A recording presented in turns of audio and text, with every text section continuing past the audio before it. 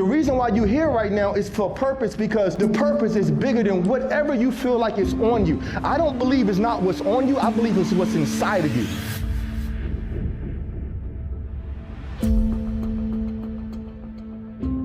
Who believe they got greatness inside of them? Raise their hand.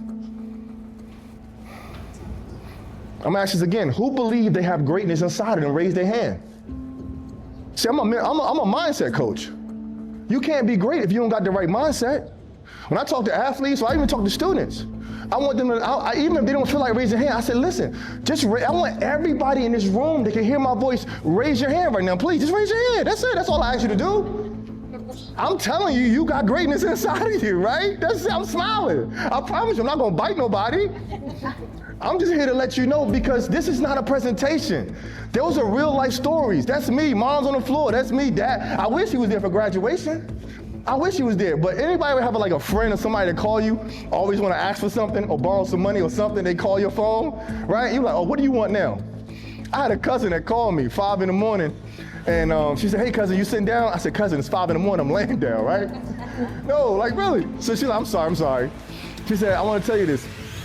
She said, your mom just passed away. And I cried so much that my nose kept bleeding, but it wasn't because of the grief. It was because of the regret.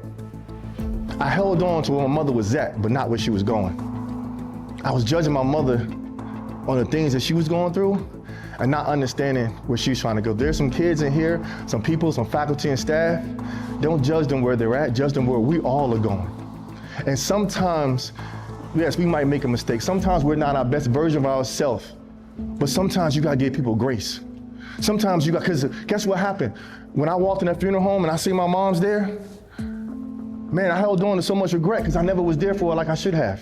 Because I was holding on to the things that she was doing, but not what she was trying to do.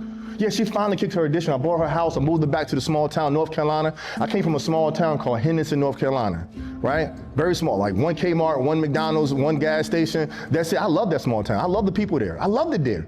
So then I had to move up to northern New Jersey. It was a shock, but guess what though? I realized I wasn't a product of my environment, I was a product of my choices. But at the end of the day, it was this, 8 years later, 8 days later, on my birthday, I get a phone call from my sister. She said, your dad got stage 4 cancer. He got 90 days to live. At that point, I cut my trip short from Dubai. I flew down to see my father. He looked like he was in a perfect bill of health. But you guess what I did? I didn't ask him, why you do this, why you do that? I said, man, this is where I get my energy from? How you meet mom? How you do this? Remember we did the teamwork exercise up here? You can't be the best team player if you're still holding on to things inside that's hurting you right now. Sometimes we're holding grudges and we're holding things against people in our life that is doing you more harm than good. Some of you are receiving this. Some of you gotta realize that the moment that you release, the moment you let things go, you're gonna become the best version of yourself. Somebody say, how you know PowerTalk? Somebody say, how you know PowerTalk? How you know PowerTalk? Say it again. How you know PowerTalk? That's a motivational speaker right there. Clap it up, clap it up. And the reason why I know that, because I was the one that was so bitter. I was the one that was angry. I was the one, people cut you off in traffic. Oh, what are you doing? Don't cut me off. Because I had so much pain inside of me, but I had to turn my pain into my power. I had to realize that my pain is my power, but now it's my purpose, it's my profit. But sometimes we don't realize that, because we don't realize that it's almost like you ever have a warm Pepsi bottle and you shake it once, you leave it there, shake it again, somebody else shake it, the third person shake it, and then the fourth person, they come and open it up, it goes everywhere. That's what happened when you got so much built up inside of you. It's not about what Lisa said on that conversation. It's about something that happened chapter 1, chapter 2, and chapter 3. And then now when Lisa opened up that bottle, it goes all over everywhere. Everybody say, let it go. Let it go. That's a new key I want everybody here. I know there's something right now, you can say this, I gotta let something go. I know you do. I know there's something you saying to yourself right now, you know what? This man with this red hat, with this little tight suit on right now, talking to me, I know, he got a point, man. Like, he got a point. I gotta let some things go, right? I gotta be more accountable. I gotta have some more leadership, right? We gotta work as a team. Is everybody ready for work as a team for this school year? Are you ready? Good, come on. Somebody, listen, the lunch ladies, they do outdoor things. Are you ready for the new school year?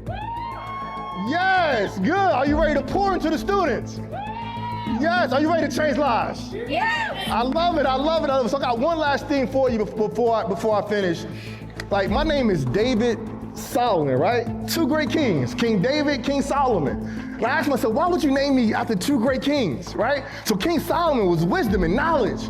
King David was the strong warrior. He was the one that was just like the one that everybody underestimated him. He was the smallest, he was the youngest of all the brothers.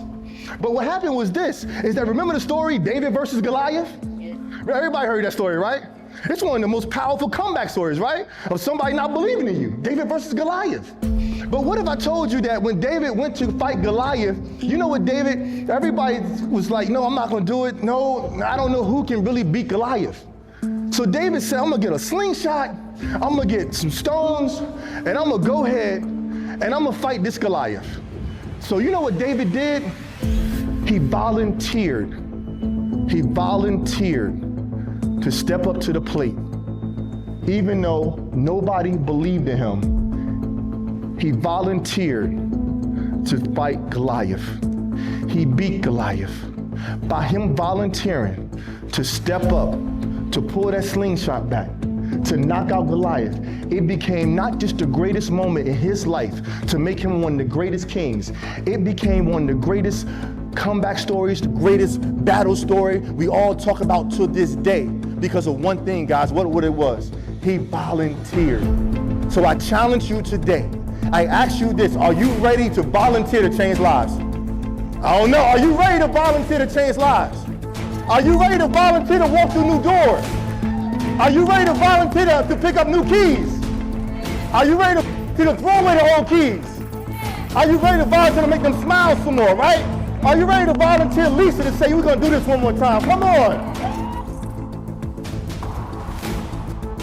Come on, some more food.